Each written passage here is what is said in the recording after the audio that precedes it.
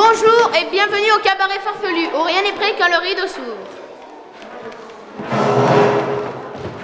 Que le spectacle commence. Un cours de danse dans le centre de Marseille. Julien, 11 ans, s'en donne à cœur joie avec son copain, sous le regard attendri de son beau-père Didier et de sa mère Jacqueline.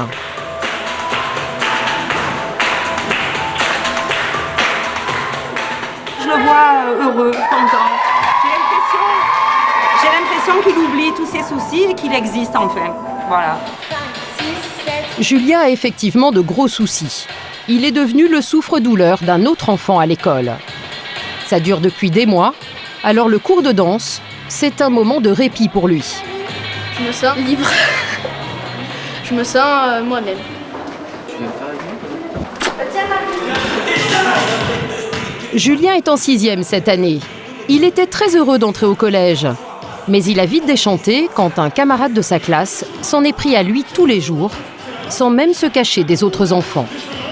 Il le soit, il lui dit des méchancetés. Voilà, il lui dit des trucs vraiment. Comme quoi? Je sais pas. T'es un déchet de la société. Voilà, il lui met la poubelle dans le cartable.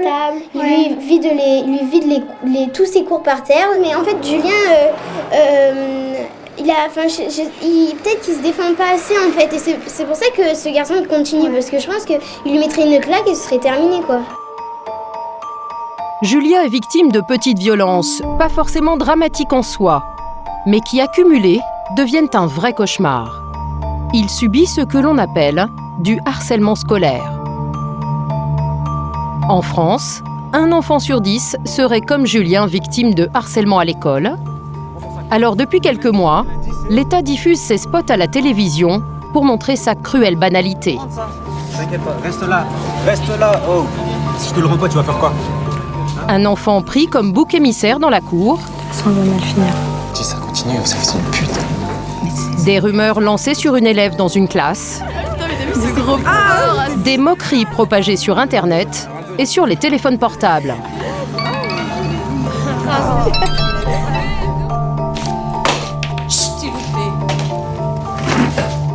Des petites humiliations invisibles aux yeux des adultes. Non mais ça va pas, Maxime! C'est pas moi! Tu prends tes affaires et tu viens en premier rang. Dépêche-toi. Mais dévastatrice chez les enfants. Une violence insaisissable qui laisse des cicatrices à vie. Cette campagne a coûté plus de 500 000 €, mais dans la réalité, que fait l'institution contre le harcèlement? Julien. Il est 7h du matin à Marseille.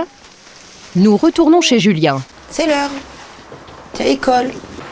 Jacqueline a un peu de mal à réveiller son fils. Oui, d'habitude. Allez, on va déjeuner.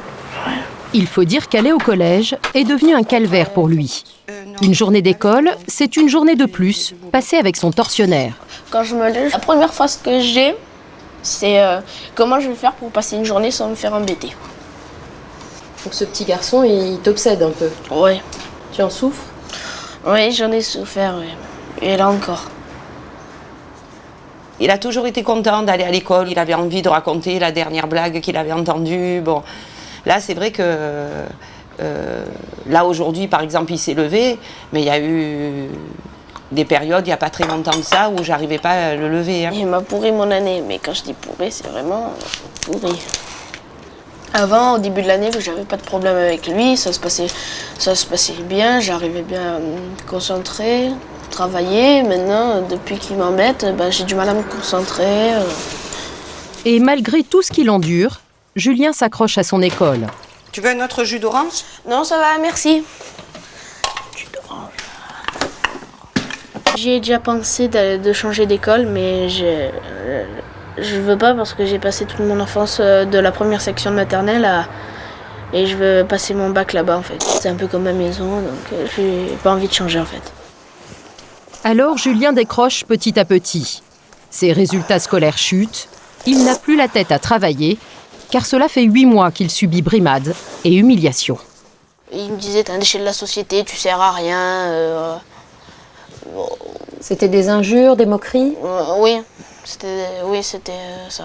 de manquerait surtout. En fait, il essayait juste d'épater ceux qui étaient avec lui, juste pour se faire remarquer, quoi. Et les autres, ils réagissaient comment? Ils rigolaient vu qu'ils étaient avec lui. Et ça s'est empiré alors? Oui, ça empirait, où il commençait à me pousser. Au moment où il me poussait, il fait « Vous avez vu les gars, il sait même pas tenir sur ses jambes et tout. » Il est paumé, ce type, des trucs comme ça, quand il me poussait dans les escaliers. Mais il y a des fois où je pouvais tomber de 7 ou 8 marches quelquefois même. J'ai dévalé les escaliers à plat ventre. Qu'est-ce que tu ressentais à ce moment-là? Je me disais pourquoi il fait ça, je lui ai rien fait. Je pense qu'en fait de la classe, je suis le plus faible. Je suis le seul à pas m'être encore frappé alors que tous les autres ils sont déjà frappés et tout. Est-ce que déjà tu as crié, tu lui as dit arrête maintenant ça suffit? J'ai essayé de lui dire mais j'ai pas réussi. J'ai essayé mais... Ça sortait pas? Non, j'ai pas réussi à le sortir. J'arrivais pas en fait, tout simplement. Tu as peur de quoi quand tu es face à lui? J'ai peur de tout en fait. Tu as peur qu'il te fasse mal? Oui, j'ai peur qu'il me fasse mal, qu'il m'insulte. Tout ça quoi. Tous les jours, tu as peur? Oui, tous les jours, oui. J'ai peur tous les jours, oui. Et Julien a tellement peur que désormais sa mère l'accompagne au collège chaque matin. Travaille bien. Ouais. À tout à l'heure. À midi. Depuis qu'il est embêté à l'école, c'est vrai que je vais le chercher et que je l'amène. Ça vous rassure? Ça le rassure lui? Alors je sais pas si ça le rassure, mais en tout cas ça me rassure. Je suis angoissée, puis je me dis, bon déjà dans l'école il se passe plein de choses. Alors je me dis à l'extérieur, ces enfants-là peuvent tout faire. Donc je préfère avoir un œil bienveillant. Et au moins je suis rassurée, je passe de meilleures journées. Ce jour-là, nous n'irons pas jusqu'à l'entrée du collège, car nous ne sommes pas les bienvenus. Le directeur refuse toute interview. Julien fréquente un collège privé et réputé dans le quartier. Mais le fléau du harcèlement frappe n'importe quel établissement. Dans celui de Julien, la direction ferme les yeux et ne réagit pas à la mesure du drame que vit le petit garçon. Quand il dit « je me demande ce qu'il va me faire aujourd'hui », c'est vrai que ça me fait mal, parce que je l'amène, moi, dans cette école, et je me dis, finalement... Vous l'amenez vers son bourreau, en fait. Finalement, je suis spectatrice passive aussi, comme les enfants de sa classe, comme les enseignants, comme le directeur, je suis comme les autres. J'assiste et je ne fais rien. Qu'est-ce que vous lui dites quand vous le quittez le matin? Je lui dis allez, courage. Et si Jacqueline encourage autant son fils, c'est qu'un soir du mois de février, le petit collégien est allé très mal. À peine arrivé, il a commencé à pleurer. Et il disait je n'en peux plus, cette vie ne m'intéresse pas, j'ai plus envie de vivre comme ça. Alors j'ai été hébétée, je lui ai dit mais enfin Julien, mais qu'est-ce qui se passe, mais il y a quelqu'un qui t'embête, non mais j'en peux plus, tu comprends pas, je n'en peux plus. Alors j'ai essayé dans un premier temps de lui parler, mais en fait il ne m'entendait plus. Mais à un moment donné, il m'a dit « si je n'y suis plus, ils verront le mal qu'ils m'ont fait ». Ce soir-là, Julien n'avait plus la force de subir moqueries et insultes. En fait, la première chose que j'ai vue, c'est le casier ouvert. C'est un casier où il y a ses foulards, ses ceintures, et il s'était pendu ici. En fait, il était monté, il avait pris la chaise qu'il avait mise ici, il était monté dessus, il avait poussé la chaise, il était suspendu comme ça. Alors là, je saurais même pas décrire la vision d'Apocalypse. C'est en fait, je me suis dit, mais qu'est-ce qu'il fait? Mais qu'est-ce que tu fais? Et donc, je l'ai détaché et on s'est assis là, on a parlé, beaucoup parlé, mais il continuait à pleurer. Et en fait, il m'a dit quelque chose qui m'a fait très mal. Mais même maman, même toi, je n'ai plus envie de te voir. C'est là où je me suis dit, mais mince, il m'a parlé de tout ça, il me l'a dit, et pourquoi j'ai pas porté cas plus que ça? Pourquoi je me suis dit, mais en fait, ça va, c'est des histoires d'enfants, pourquoi j'ai pas attaché de l'importance? Je m'en suis voulu, parce que en fait, avant d'en arriver là, il y a eu des sonnettes d'alarme où il me disait « Maman, je vais pas bien ». Et en fait, je lui ai toujours dit « Mais tu dois te remettre en question ». Et en fait, je ne suis pas allée du tout dans le sens qu'il fallait. Depuis ce soir-là, Jacqueline se consacre entièrement à son fils. Elle a levé le pied au travail et elle a retiré Julien de la cantine. Allez, dépêche-toi quand même. Le midi, pour lui changer les idées, elle l'emmène au restaurant de son beau-père. Ça va? Ça va, c'est bien passé? Ouais, ça va, ça s'est bien passé, ouais. Bon, vas-y, je t'apporte mon D'accord. burger.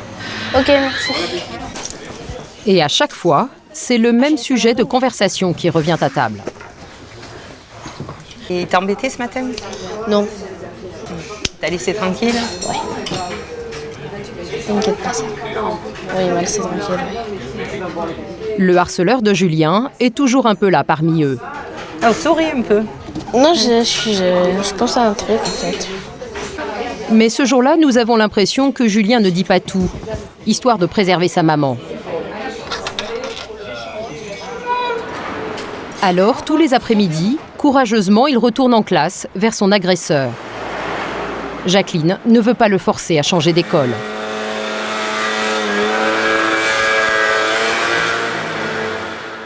Je lui ai toujours dit, si tu as envie de changer d'école, on va te changer d'école.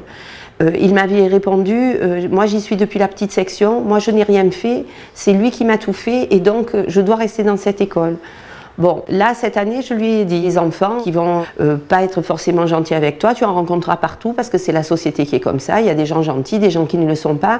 Donc, il faut te dire que ça ne résoudra pas le problème du monde. Tu ne vas pas rencontrer un monde gentil à côté. Ce monde n'existe pas. Il faut simplement que tu apprennes à vivre avec. Et c'est vrai qu'avant de le changer d'école, j'aimerais qu'il soit mieux psychologiquement. Pour aider son fils à dépasser ses difficultés, Jacqueline le fait suivre par un psychologue. Mais elle ne veut pas en rester là.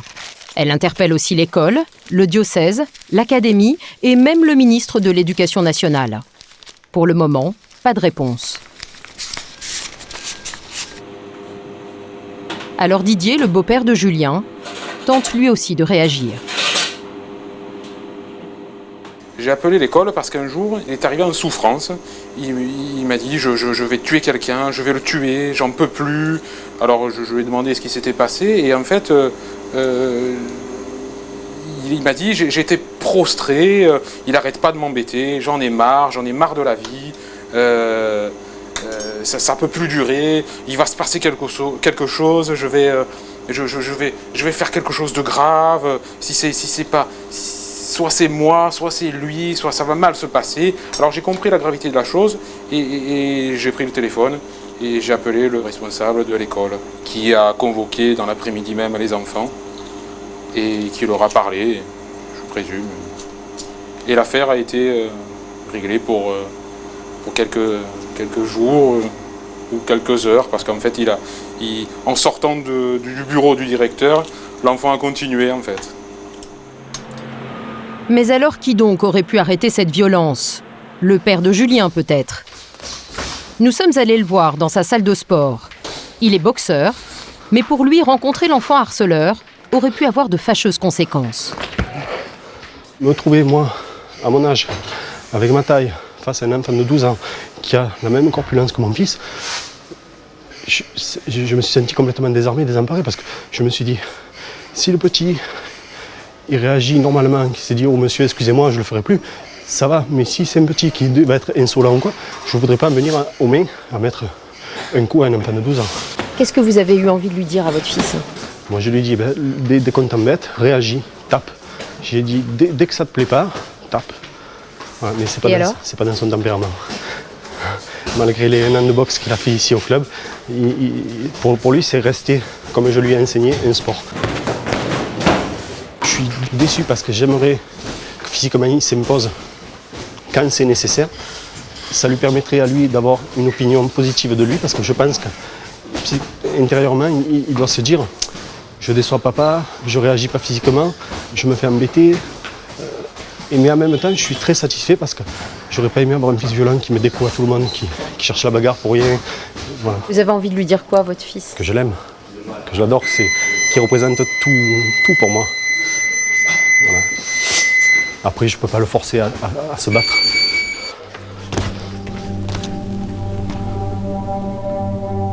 C'est la fin de la journée. Julien rentre du collège.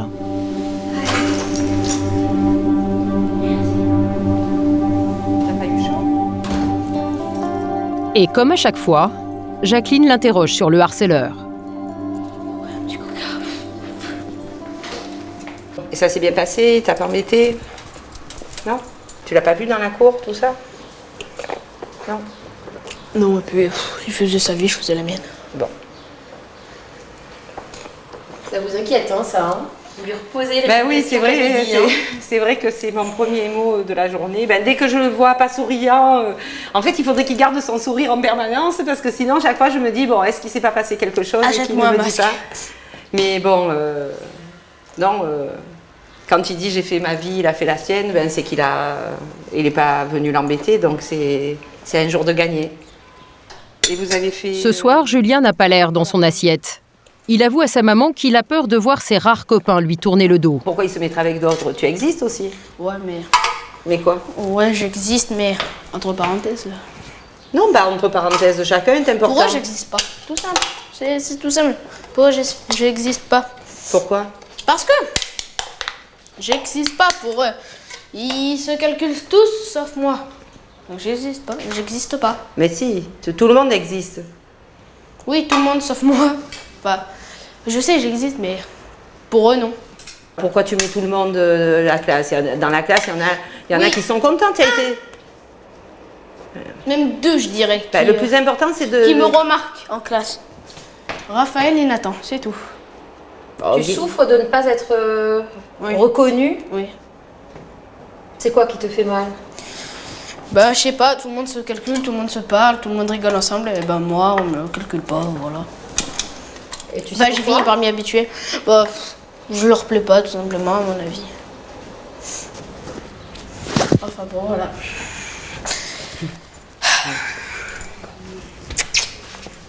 Comme tous les petits enfants harcelés, Julien a perdu confiance en lui. C'est peut-être pour cela que ce soir de février, il a voulu en finir. Cette histoire, ça t'a amené loin? Ça t'a amené au pire? Oui, ça m'a amené au pire, oui. Qu'est-ce qui s'est passé ce jour-là?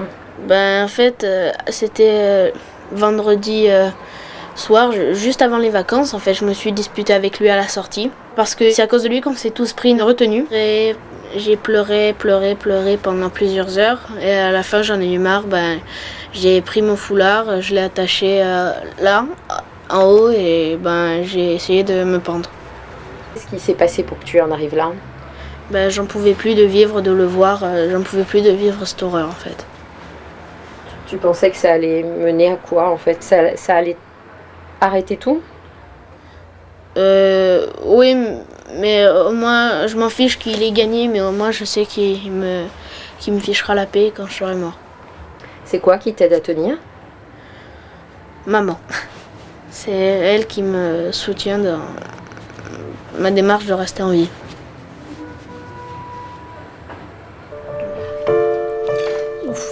Et Jacqueline est bien décidée à remuer ciel et terre pour venir en aide à son fils. Allez, dors bien. Allez, bonne nuit Julien, fais de beaux rêves. Mais il n'est pas facile de faire reconnaître une situation de harcèlement à l'école. Parfois, les enseignants se voilent la face. Comme ici à Argenteuil, en banlieue parisienne. Nous sommes lundi matin et le petit Franck, 6 ans, regarde la télé dans sa chambre. Tu ne devrais pas être à l'école aujourd'hui? Si. Et pourquoi tu n'y es pas? Parce que je me suis fait taper. Au lieu d'être en classe avec les enfants de son âge, Franck se retrouve seul à passer les journées avec sa maman. Ses parents l'ont retiré de l'école suite à des persécutions quotidiennes. On m'a beaucoup tapé, on m'a fait beaucoup du mal et ma maman, elle en pleurait tellement. Toi aussi, tu pleurais? Oui, des fois je pleurais. Ma maman, elle était énervée quand ils m'ont tapé sur la tête. Il y a un jour, ils étaient à plusieurs, ils me tapaient, j'étais par terre, j'étais comme ça et eux, ils me tapaient avec des coups de pied. Et il y a une fille, elle m'a mis son pied sur mon œil. Comment tu l'appelais, ce groupe-là qui te tapait ? Le groupe des méchants. Et pourtant, Franck se faisait une joie d'entrer au CP. Pour lui, l'école, c'était le premier cartable, les copains, les livres et les cahiers. Mais très vite, des signes inquiétants ont alerté Nathalie, sa maman, qui témoigne aujourd'hui à visage caché. Je m'étais aperçue de son changement alimentaire. Il en était arrivé à manger 2 escalopes, 6 grosses pommes de terre. Et puis le matin, ça m'est arrivé de trouver un paquet de gâteaux vides dans sa poubelle de bureau. Il s'était levé tout doucement et puis il avait mangé la nuit. Mon gamin commençait à grossir. On l'a emmené chez sa pédiatre et là, il s'est lâché. Il a dit voilà, j'en ai marre, à l'école, on ne fait que me taper tous les jours. J'aimerais au moins avoir une journée sans qu'on me tape. Ça fait mal quand votre enfant vous dit « j'ai tellement pleuré à l'école que je n'ai plus de larmes ». Nathalie prend alors peu à peu conscience de l'enfer que subit son fils à l'école. Alors c'était les pleurs, ça a été... Il y a un petit garçon qui me montrait son sexe dans les toilettes. Ma maman, j'ai voulu me cacher, mais j'arrivais pas à trouver de cachette. En classe, on lui balançait ses affaires dans le couloir. Je me suis fait punir. C'était ma gomme en plus. Tu t'es fait punir Parce que je me levais, parce qu'il y en a qui prenaient mes affaires dans la classe, alors moi je me levais. T'as trouvé ça juste, injuste ? Déjà je pleurais quand j'étais punie, je pleurais sur le banc. Il était plus facile pour sa maîtresse de mettre à l'écart un enfant comme lui que 5 noyaux durs et la moitié de sa classe, quoi. Et donc t'avais un cartable tout neuf ? On te l'abîmait pas, ton cartable ? Si on donnait des coups de pied dedans. Et ça te faisait quoi ? Je disais, ma mère elle disait, mais c'est pas grave le cartable. Mais moi je disais, si c'est cher, ça coûte de l'argent. On avait demandé à la direction de convoquer les parents et qu'on soit présent, qu'on en discute comme adultes responsables. Et elle n'a pas souhaité, non, je réglerai ce problème. Le temps a passé, rien n'a changé. Et pour le petit garçon, les brimades continuent, jusqu'à un épisode plus violent que les autres. La semaine voilà. Lecture. Je l'ai récupéré le midi. Il était blanc, il n'était pas bien. Il est arrivé à la maison, il s'est mis à pleurer. Et il m'a dit « j'ai mal à ma tête ». Et c'est là qu'il m'a expliqué que le groupe des méchants, ils lui ont tapé dessus et qu'ils ont été chercher 2 autres gamins d'autres classes. Et ces gamins lui ont tapé dessus et à chaque coup qu'il recevait, il devait demander pardon. Il dit au début, je ne voulais pas le dire, mais je voulais tellement que les coups s'arrêtent, j'ai dit pardon. L'après-midi, il n'était pas bien, on l'a emmené à l'hôpital. Ils nous ont dit, au niveau cérébral, il n'y a rien, mais il y a bien des contusions à la tête. Il a été reçu par un monsieur et il m'a dit, là, il y a des blessures aussi qui ne se voient pas, c'est à l'intérieur. Il faut absolument que ce gamin ait un suivi psychologique et tout. Alors, face à l'indifférence de l'école, les parents de Franck déposent plainte pour violences volontaires aggravées, déscolarisent leur fils et le font suivre par un psychologue. On nous a fait comprendre que c'était le petit bébé à sa maman et à son papa et qu'on le mettait dans un cocon, puis que il était dissipé aussi et que c'était presque de sa faute, quoi. De la victime, il est passé au vilain petit canard, quoi. Il a loupé le spectacle de fin d'année à la chorale qu'il aimait beaucoup. Il s'est préparé toute l'année comme ses autres camarades et en fin de compte, il n'a même pas fait le spectacle. Quelque part, il y a de la colère pour tout ce qu'on lui a volé, quoi.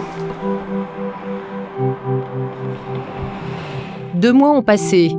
Franck a repris le chemin d'une nouvelle école. Après des mois déscolarisé, il est passé en CE1 et il a retrouvé sa joie de vivre. Mais Nathalie, sa maman, est encore nerveuse à l'idée de le confier à l'école toute une journée. À chaque sortie d'école, il y a la boule au ventre. J'ai hâte de voir le visage de mon enfant et de l'entendre dire « ça s'est bien passé ». Kizami, Yaku. Et puis Franck a trouvé une nouvelle activité. Il fait du karaté et ça a l'air de lui plaire. Mais le harcèlement a toujours des répercussions sur son comportement. Il y a des moments, c'est comme si c'était rien passé et tout, et puis d'un seul coup, il va être replié sur lui-même. Il a changé. Déjà, il est toujours sur la défensive. On lui demande quelque chose, tout de suite, il va se mettre à pleurer. Mais laissez-moi tranquille. Enfin, c'est toujours démesuré, quoi. Encore aujourd'hui, le petit garçon passe par des hauts et des bas. Et son équilibre reste bien fragile. Pour Julien, c'est un peu plus difficile. Alors sa maman a pris les choses en main. Ce matin, elle l'accompagne voir des psychologues spécialisés dans la lutte contre le harcèlement. Vas-y, comme tu veux. Une fois par semaine, Julien rencontre Gwenaëlle et Sandrine. Formées au Canada, elles ont étudié les mécanismes du harcèlement et avec des petits jeux de rôle, elles recréent les situations que Julien connaît bien. Sandrine, t'es trop moche, t'es trop mal habillée en plus. Ce jour-là, elle lui donne des outils pour l'aider à se défendre face à son harceleur. Elle est trop mal habillée, regarde là, je sais pas moi. Ok, tu as vu mon attitude ? Ouais. On va recommencer, je vais avoir une autre attitude, d'accord ? Sandrine, mais t'es trop moche, t'as vu comme t'es habillée ? Ouais, super, bon écoute, on te verra plus tard, allez, ciao. Bah, tu t'en moques d'être trop mal habillée ? Non mais c'est bon, allez, bonne journée, ciao. Quel a été mon comportement physique ? Comment je me suis comportée la première fois ? Quand on se sentait qu'on était touché par ce que l'autre avait dit. Tu sentais que j'étais touchée par ce qu'elle a dit ? La façon de bouger. Où est-ce que je regardais ? Par terre. D'accord. La deuxième fois, je regardais où ? Les yeux. Je l'ai regardé dans les yeux. Et comment je me tenais ? Droite. Plus droite, d'accord ? On va essayer de faire... Sandrine lui montre qu'il peut éviter des situations délicates, rien qu'en changeant d'attitude. Ah non, vous avez vu les gars ? Vous avez vu les ponts ? T'as vu ? Oh là là, affreux. Affreux. Ça le fait rigoler. Nous, ça nous intéresse pas, alors on aime bien quand les gens se mettent en colère. Julien n'est pas très à l'aise et le cache en riant. Je vais essayer parce que ça... Mais si tu rigoles, ça peut être une bonne solution Tu as ce choix de rigoler, à la limite. Parce que du coup, tu t'énerves pas. Les psychologues l'encouragent dans cette voie pour désarçonner son agresseur. Les enfants qui sont plus seuls et qui sont plus originaux, on va le dire comme ça, qui ne rentrent pas dans le moule et dans le cadre, ont plus tendance à être les cibles de ce genre de moquerie. Après, les agresseurs sont souvent des enfants qui ont été eux-mêmes victimes à un moment donné de moqueries, d'agressions, et qui se disent bon ben maintenant il va falloir que je change de comportement pour plus que ça se passe, et qui se vengent entre guillemets. Mais je pense que ça peut arriver à n'importe qui à un moment donné de sa vie où on est moins en confiance en soi, où il nous arrive des choses.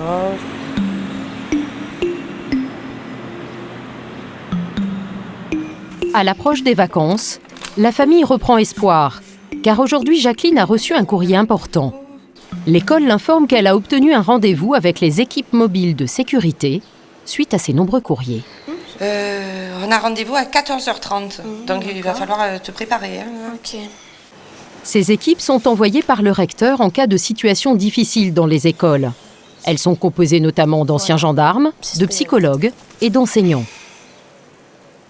C'est la première fois que j'ai une réponse et je me dis, ça y est, les choses commencent à se mettre en place, un peu tardivement, parce qu'on est le 23 juin et les événements se sont quand même passés en février. C'est tardif, mais ça me donne l'espoir. L'espoir parce que j'attends beaucoup de cette équipe de sécurité. D'une part, elle va sûrement agir pour que l'enfant ne fasse plus rien ni aux miens ni aux autres. Et c'est en ce sens-là que c'est important. Et la deuxième chose, c'est même pour Julien, ça montre que dans l'école, il y a des gens aussi qui sont là pour lui et pour l'aider. Je me dis, ça y est, on va au bout. Et j'ai dit à Julien, tu vois, on va y arriver. Allez, bon, tu es prêt ? Oui. Mère et fils sont confiants et Julien est même de très bonne humeur. Il ne faut pas que tu sois impressionné, il faut que tu sois Non, pas du tout, d'ailleurs, je ne pensais même pas. Ce sont des gens qui viennent là pour toi. Oui, c'est des gens comme les autres, oui. Et même s'il est là devant toi, tu ne te laisses pas impressionner, tu dis ce qu'il te fait. Ce rendez-vous tant attendu va-t-il porter ses fruits? Les adultes vont-ils enfin entendre Julien? Vont-ils mettre un terme à sa souffrance? La réunion va durer 2 heures. Bon, c'est vrai que c'était épuisant. Tiens, ce soir, maman. Oui. De retour du rendez-vous, Jacqueline et Julien n'ont pas la mine des bons jours.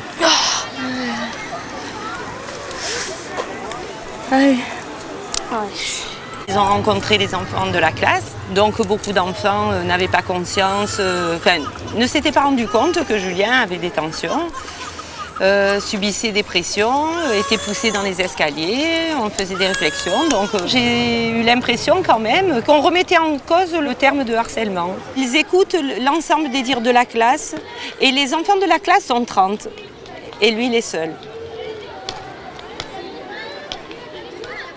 Le rendez-vous que cette maman attendait tant s'est finalement transformé en traquenard pour son fils.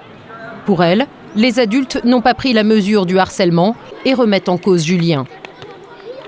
On peut me dire que mon enfant est sensible. Oui, c'est un enfant sensible.